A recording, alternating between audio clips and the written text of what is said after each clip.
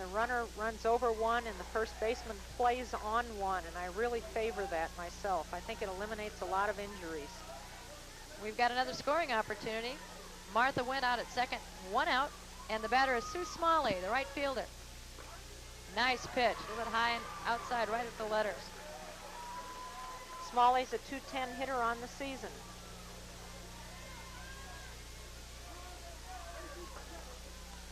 One and one the count. It's DeMiner, who's been a vacuum cleaner out there, gets the easy force out. And we have 2 outs, but the runner advances to third. The ball, of course, going to the second baseman, goes to the right side of the field, which a lot of coaches like to see, advancing the runner. That's a hard thing to teach high school girls, to hit behind the runner. And she took that pitch to the side where it was pitched. In a lot of cases, they're just trying to hit it. Michelle Pollard steps up there and takes 1-0, ball too far outside. Of course, she's got Martha Wendt on third in scoring position, but there are 2 outs. Meg Lobitz continues to throw almost every pitch over the outside corner. Pollard got a key hit in this afternoon's win. She's hitting .288 for the season. Nice pitch right down the middle. Pollard intends to go to Cornell University next year and not participate in athletics. She wants to concentrate on academics. Close, but a little bit high. Evens the count at 2-2. Sorry, it's 2-1. There you see Martha Wendt on third. Represents right now what would be the lead run. And when you get that run in, it takes 2 to beat you, and 2 are awfully hard to get off Martha Wendt. An interesting situation. Should a pitch get away? The backstop is not very far away in this park, and we've got the pitcher on third. But there are also 2 outs, and you'll take a few more chances with 2 outs. Count right now 3-1, 2 outs, runner on third. Michelle Pollard, the batter. Change of speed there. You know, last week with Lana Davis, it was 15 strikeouts. This is a game where the defense is going to have to help both pitchers, because if I've seen a difference in AA softball, it's that there are more hitters up and down the lineup. Well, the runner's going to be going. It's 3-2. Ground ball to Cyprian. Long throw and a good speed by Pollard, but they get her. So 6-3. Take away that chance at the lead run. So after 2, it's 0-0. Moline and Maine South. And we'll be back right after this.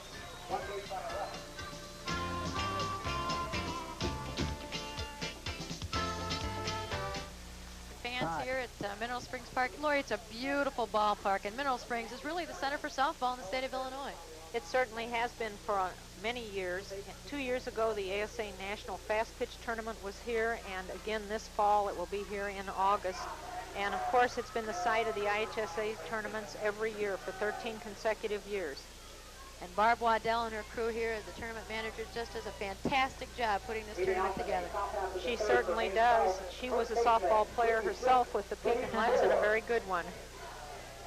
Well, leading off in the top of the third for the Hawks, Denise Dorr, a junior, first baseman.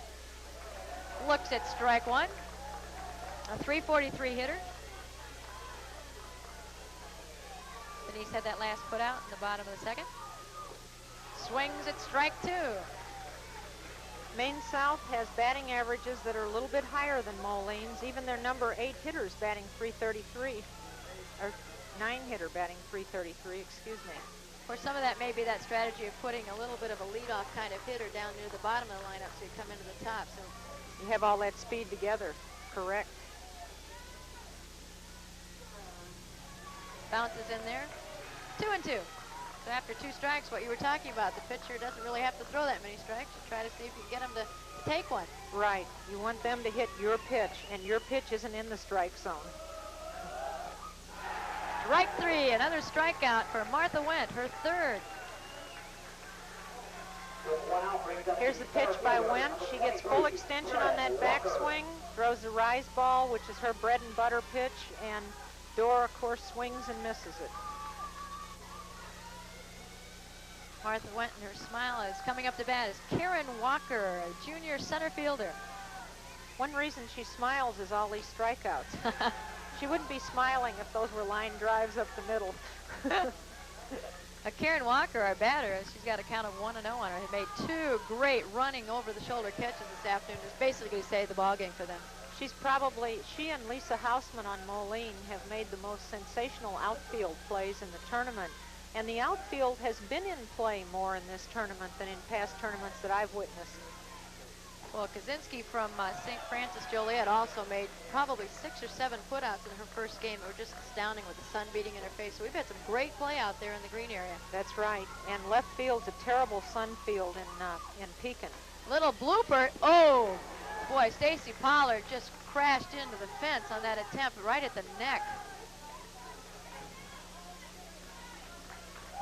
She gets a very good first step again, going full speed towards the fence.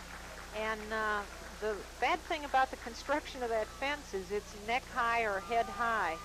One thing coaches teach their players to do when there's a fence is to go over and find the fence first and then come back for the ball. But Pollard did not have time to do that.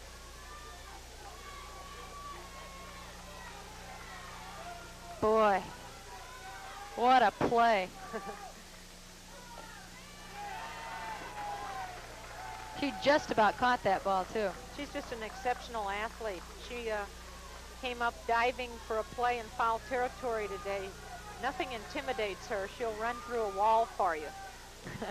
She was at a full-out dive and just perfect timing when she went after that foul tip, too. Good swing by Karen Walker, but fouled out of play. Third base side.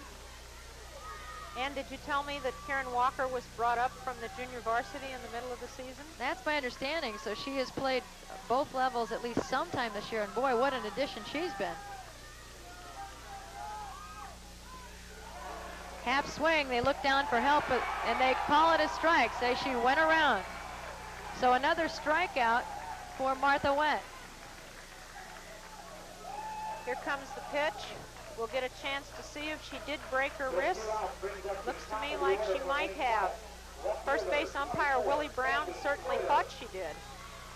It's always a tough call. You're always 50% right and 50% wrong. Depending on which side of the fence you're on, right?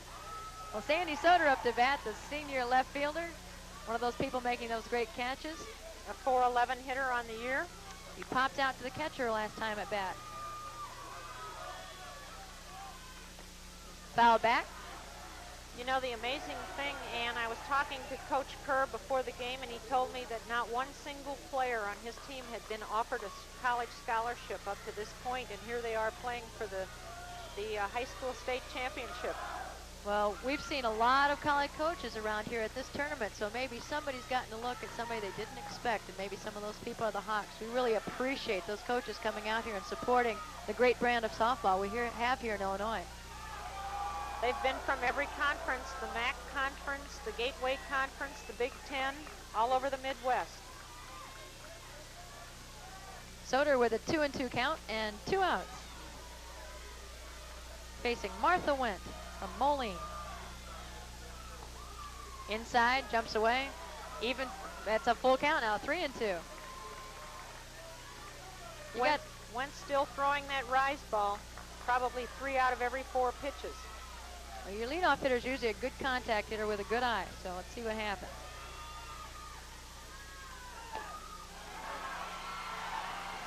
The right field, but she's hustling. Good speed down to first on that right field hit. Brings it into Pollard. The pitch looks to me like it's over the outside. She hits the ball right where it's pitched. Right fielder Sue Smalley comes up with the ball, looks at first, but decides not to throw, and I think that was wise. We've seen players throw the ball when there wasn't a play and throw it away. Kathy Cyprian, the shortstop, hits one right up the middle. And heads up play from Moline keeps her at second. So Sandy Soder advances to second on the single by Cyprian right up the middle. Went pitches right down the middle. The ball's hit at her feet, just out of her reach, just out of the shortstop Courtney Sigler's reach. Now, in the earlier game in the semifinal, when it got to about the 9th and 10th inning, people started getting a hold of Martha Went and tagging it pretty well. Right now, we've got 2 straight hits. Goes outside, a little bit high. 1-0 to Roma. Well, Maine South has made good contact this entire tournament, and their batting averages reflect the fact that they're good hitters. High and deep. Right field and center field. Our right fielder's going to take it, so there's the putout. Gets them out of a jam. So after top half of the 3rd inning, it's still 0-0. And coming to bat will be the Moline Maroons. And we'll be back right after this. The top row of the bleachers. You know, the fans have really gotten involved in this tournament. In fact, some of them brought noisemakers, which the IHSA does not allow in this type of event. And you see a lot of high school boys come down here, and they're excellent cheerleaders. You know, they make a lot of noise, and it's good constructive noise. It's been great. A lot of these kids have followed the teams through the season, and when their respective seasons are over, they follow each other. It really makes for great camaraderie in the high schools. And adds to the overall school spirit and family feeling. It's probably one of the advances that's happened the last 5 or 6 years. The kids have really started to back each other. It really makes it a lot of fun. They really respect each other's talents. Well, I think sometimes they see each other practice and realize now they have a better understanding of what the sacrifices are to get here and to be a good athlete. Well, leading off in the bottom of the 3rd inning is the designated hitter batting for Amy Larson, the first baseman. This is Monica McLaughlin. Meg Lobitz brings it right in. Strike 1. Monica McLaughlin drove in the first run this afternoon for Moline. She bats in the 9th position, but she's a good hitter. It's one of the things about these teams is you have strengths throughout the lineups, and there's really not any weak areas. And that's probably, that's why they get to the title game. When the tournament started in 1976, teams were not strong throughout, but that's changed. Strike 2, 1-2. Lobitz living on that outside corner, just like the game plan. It's one thing to know where you want to put it. It's really nice to be able to put it there. Don Kerr says she's able to put about 85% of her pitches where he asks for them to be. I think she has a special relationship with him because she listens very closely to him. I think he developed her as a pitcher, and like any pitcher that has a good coach, she's been very appreciative of that. It's real nice to have such a heady person, a very intelligent young lady on the mound, too. I'm sure that doesn't hurt them. Off speed a little bit, fouled back up and over the box. This is Maine South's 4th visit to the state tournament in 6 years. But the first time they've ever been in the title game. That's right. They have a great program there at Maine South. The girls soccer team just a couple of weeks ago finished 2nd in their state tournament, and last fall the boys were also 2nd. So great things happening there in the Hawk territory. It's kind of like when UCLA used to have all those good teams. You get one good team, and it seems like they all follow. A lot of kids take leads from that and learn what it takes and how it's done, and then they know somebody that's done it. It's a lot easier that way. They develop that pride and confidence. Up the middle, Cyprian going for it. Takes a bad hop over her glove. And on to first base goes Monica McLaughlin. Here's the pitch by Lobitz. Cyprian gets a really good start on it, and the ball jumps over her glove. Most errors at shortstop occur when the shortstop raises the gate and the ball goes under, but not in this case. It took a bad hop over the glove. Scored as a hit, and that bunt attempt goes foul. Lisa Hausman trying to advance her to 2nd. Hausman has great running speed. She's also a cheerleader. Was on the national cheerleading team from Moline this year. These players have more than one activity in many cases. And that's the other half of education that we're trying to promote so much in high schools. It's nice to see some of these girls play more than one sport also, because they have to specialize at the really intense Division I level in college. That bunt popped up, goes to Lobitz, goes right to first. Whoa, close play at first, but Tracy Miner digs it out for Lobitz. Here's the pitch. Lobitz comes forward. picks up the ball, does not really follow through on the throw.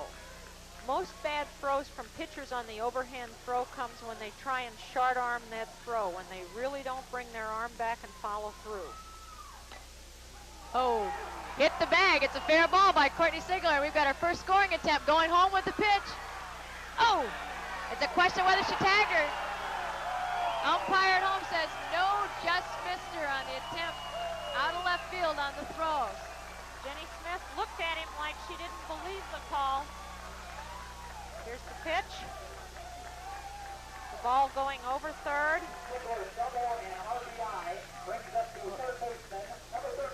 Here comes the throw. Runner makes a very wide swing around third base. Had a chance at her, but as you can see, just missed the tag. So Courtney Sigler gets the first RBI of the game and puts up the Moline Maroons 1-0 with 1 out. Coach Kerr wants timeout. Now he wants to talk to his pitcher, Meg Lobitz, probably trying to calm her down. She doesn't look like she needs to be calmed down, Ann. I think she feels like she has a situation under control.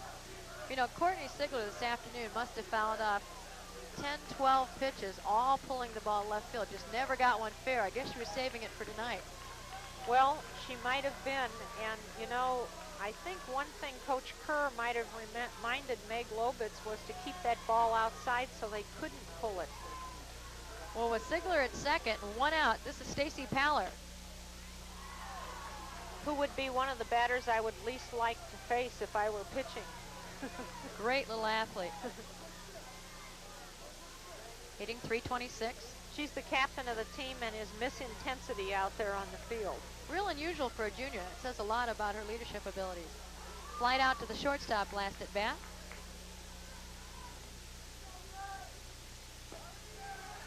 Big lead at second. Lobitz threw that ball over the inside corner. 1-1. There you get a look at Courtney Sigler there on second. Of course, she can't lead off till it leaves the pitcher's hand. Courtney has great running speed. Hits to the right side. Tracy Miner digs it out, goes to 1.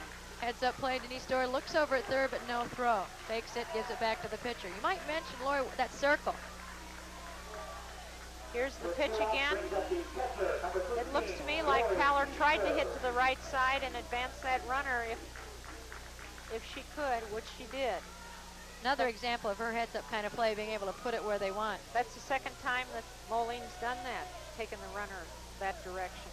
Well, Meg Lobitz facing a dangerous situation right now with a runner on third, down 1-0. She's facing Lori Peaster, the cleanup hitter. Peaster, a 393 hitter on the season. And a fly ball to the center fielder last at bat. Lobitz taking a little more time on the mound, probably thinking about it a little bit, wants to collect herself.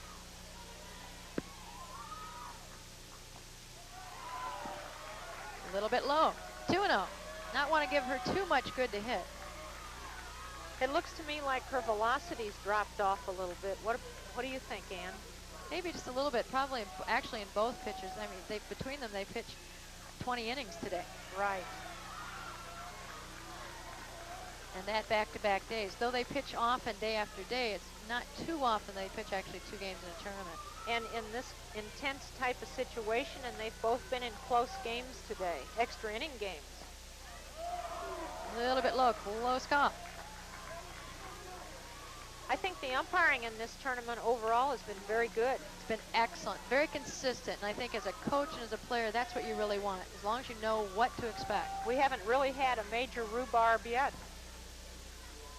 Don't see it too often, but people aren't even questioning. You don't even notice the umpires, which is another credit to how great they've been. Full count, 2 outs. Runner on third will be gone on this pitch. Peaster up to bat.